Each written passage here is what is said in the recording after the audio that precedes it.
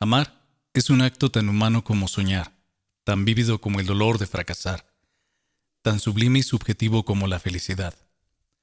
Lorenzo Bardi hace tiempo que no ha experimentado el amor. La guerra y la muerte le arrebataron el ánimo y solo la monotonía de lo predecible le permite seguir con un dolor mudo pero palpable. Isabela Venturi llega a la villa de Lorenzo con una maleta en la que carga algo más que solo sus pertenencias y busca en Montefiorale un tiempo de paz lejos de la gran ciudad. Ahí, la tranquilidad y amabilidad de Lorenzo le permitirán mirar su vida de una forma diferente, aunque sea por un breve tiempo. Lorenzo recupera el deseo de amar e Isabela encuentra confort en él. Y aunque el amor está en el corazón de ambos, Lorenzo solo podrá amar a una Isabela de recuerdos, ya que ella llegó con un destino marcado que cortará de raíz todo futuro romántico deseable. Acompáñame a descubrir cómo es que el amor florece y desaparece entre ellos dos, aquí, en el podcast de las 1111 estrellas. El campanario que medía el silencio. Decían los ancianos de Montefiorale, pueblo tasajeado de viñedos y olivares, encaramados sobre una colina de la Toscana, que en la torre de la iglesia de San Crecci había un campanario que no marcaba las horas sino los amores verdaderos, y que solo tañía cuando alguien aprendía a amar, incluso aquello que no podía conservar.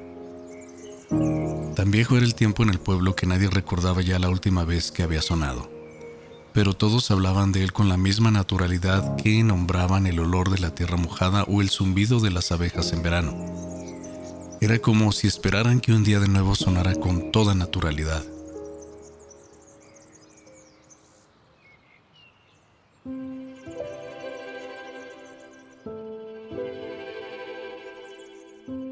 Lorenzo Bardi vivía allí desde antes que sucediera la guerra y regresara con un andar cansado. Como restaurador de iglesias y ruinas olvidadas, pasaba los días reclinados sobre andamios frágiles, devolviendo los colores a vírgenes que habían esperado siglos para que alguien les curara las grietas. Desde que la guerra le arrancó a Teresa, la muchacha con la que iba a casarse, Lorenzo había encadenado su vida a un orden inquebrantable. Rezar al amanecer, pintar al mediodía, cenar en silencio, dormir sin soñar. No buscaba amor, sino quietud. No buscaba compañía, sino un silencio dócil en el que pudiera secarse su tristeza como una tela al sol. En ese orden, casi eterno y divino, Isabela Venturi apareció una mañana de vendimia, arrastrando una maleta que parecía más pesada que ella misma y un estuche de violín cuyo barniz viejo guardaba un brillo sonoro inquieto, como si por dentro siguiera latiendo la madera viva. Se hospedaba en casa de una tía que vendía miel y quesos y había llegado para tocar durante las fiestas del pueblo. Al principio, Isabela y Lorenzo apenas se saludaban en la iglesia.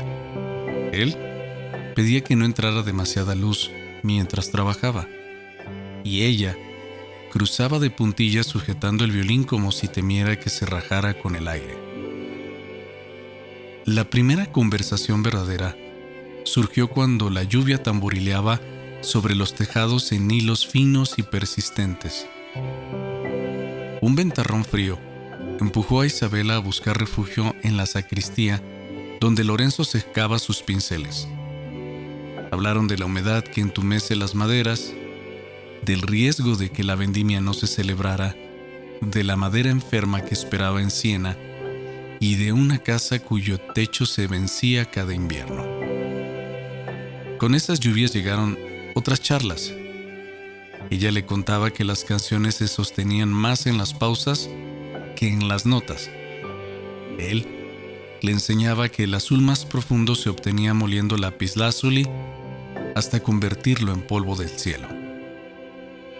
Y así, cada uno compartía sus más preciados secretos, mientras el otro, atento, le escuchaba.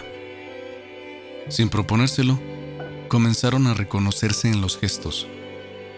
Él sabía en qué instante ella suspendería el arco, Ella adivinaba cuándo él agacharía la cabeza para soplar el polvo de un fresco. Y aunque las campanas seguían mudas, Lorenzo sentía en el pecho la vibración anticipada de una cuerda a punto de ser tocada.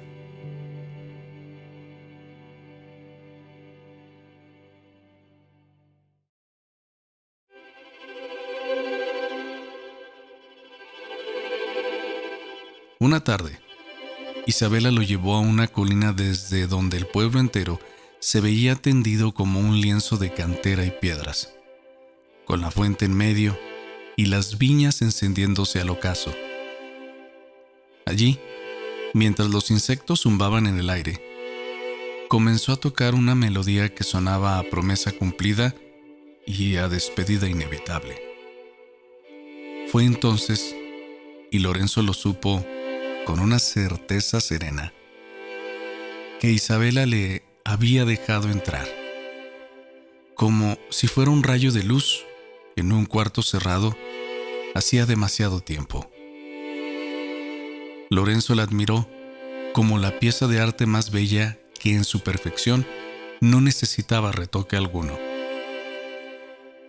A la mañana siguiente, Isabela había partido. La tía dijo que había tomado el primer tren rumbo a Florencia. Solo dijo que era necesario regresar a casa. Lorenzo no preguntó. Quien conoce el peso de una ausencia verdadera no interroga al vacío que nunca responde.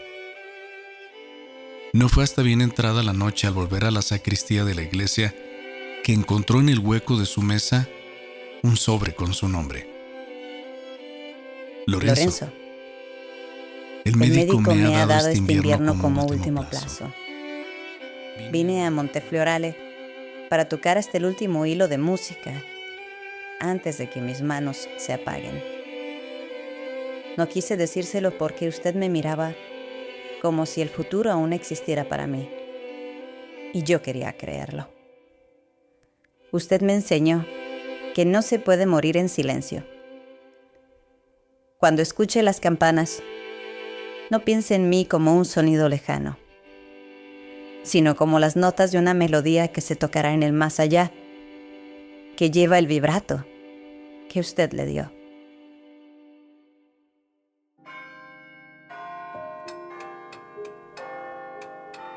Esa noche a las 8 todo el pueblo juró haber oído el campanario tañer.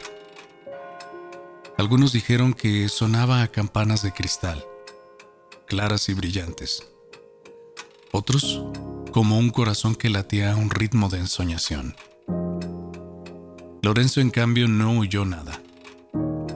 Solo sintió que su silencio, por primera vez en 20 años, estaba lleno de color, con un sonido violeta que vibraba por todo lugar.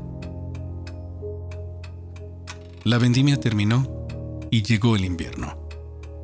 Y desde entonces, cada vez que alguien en Monteflorale amaba sin esperar retener lo amado, a las 8 de la noche, las campanas sonaban como si fueran de cristal fino, recordando que hay dos corazones que se aman a la distancia.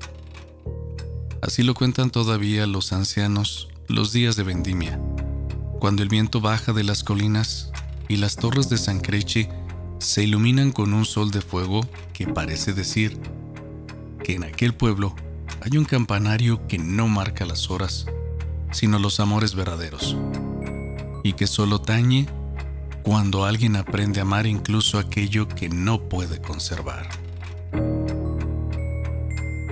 Y así es.